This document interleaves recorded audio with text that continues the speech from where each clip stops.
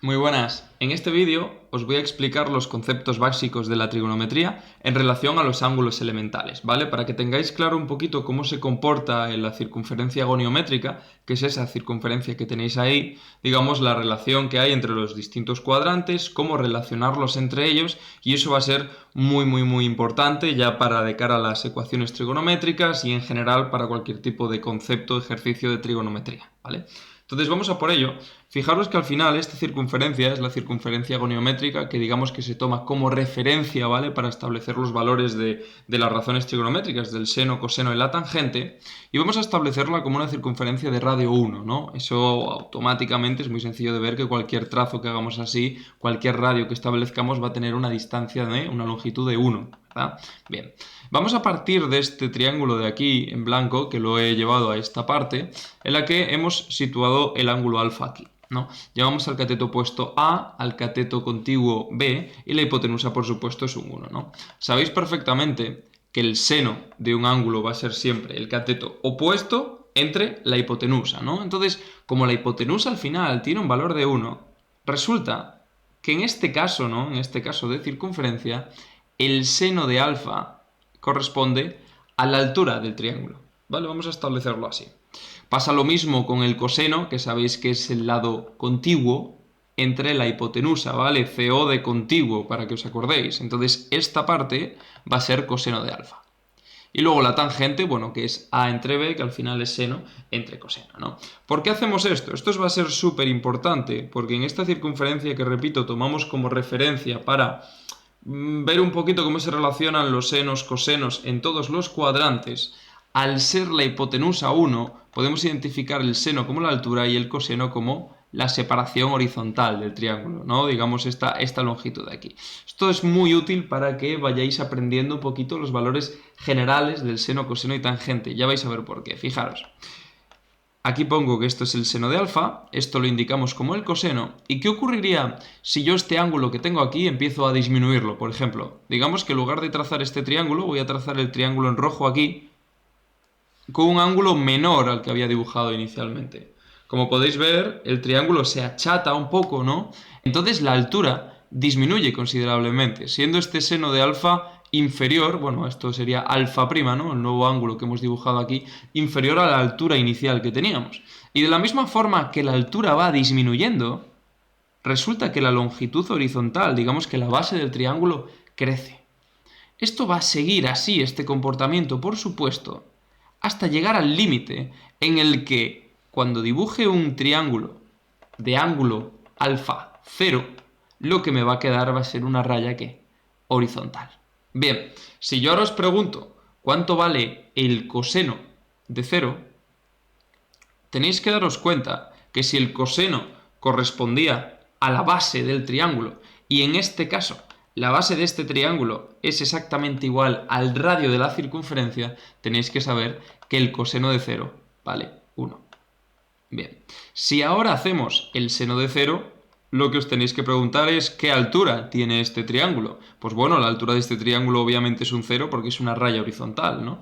Entonces es bastante fácil entender la tendencia, ¿no? De cómo cuando el triángulo va bajando, el seno va disminuyendo y el coseno va aumentando.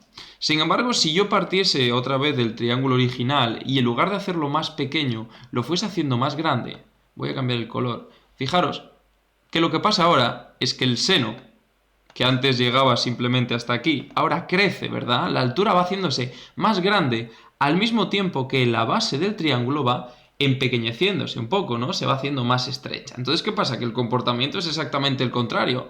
Así todo el rato, ¿no? La altura va subiendo, la base se va haciendo más pequeño de forma progresiva hasta que finalmente, cuando yo dibuje un triángulo de 90 grados, me voy a encontrar con una raya vertical. Bien, ¿cuánto vale entonces el seno de 90? Claro, al final os estoy preguntando por la altura, ¿no? De un triángulo de 90 grados, o lo que es lo mismo, ¿no? La altura de una raya vertical que ocupa el radio entero de la circunferencia. Entonces esto es un 1. Y aquí el coseno va a valer 0. Entonces os adelanto ya que al final aquí se demuestra y se ve muy bien que los valores del seno y el coseno van a ir variando siempre de 1 a menos 1 pasando por el 0.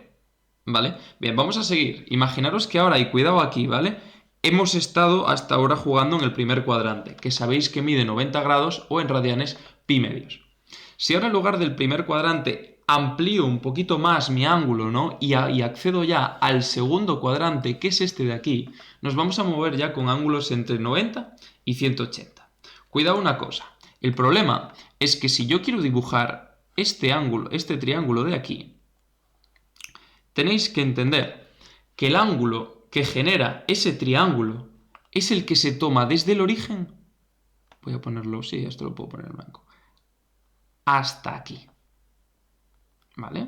Porque ya siempre he visto mucha gente que coge, llega aquí y dice, sí, este es el ángulo, ¿no?, que corresponde a este triángulo. No, mentira, ¿vale? Al final, el ángulo que define este triángulo, que sí, que mejor lo voy a poner en otro color por aquí, viene desde el origen, ¿vale? Siempre se mide desde el origen y viene hasta aquí. Obviamente este ángulo verde tiene que ser mayor que 90, ¿vale? Y lo que ocurre es que para este ángulo, si os dais cuenta, la altura que tenemos está por aquí, hacia arriba, ¿no? Sigue siendo positiva, pero el coseno, que es la base de este triángulo, ya parte desde el origen, que está aquí, pero en lugar de ir hacia la derecha, va hacia la izquierda, ¿ok? Porque esto al final se comporta exactamente igual que un sistema de... bueno, que los ejes de coordenadas, ¿no? La parte positiva en X y la Y está a la derecha y hacia arriba, ¿no? Como ahora se mueve hacia la izquierda, va a resultar que esto de aquí corresponde a menos coseno de, voy a llamarlo beta, ¿vale? Porque este ángulo es beta. Y el seno, sin embargo, sigue siendo positivo.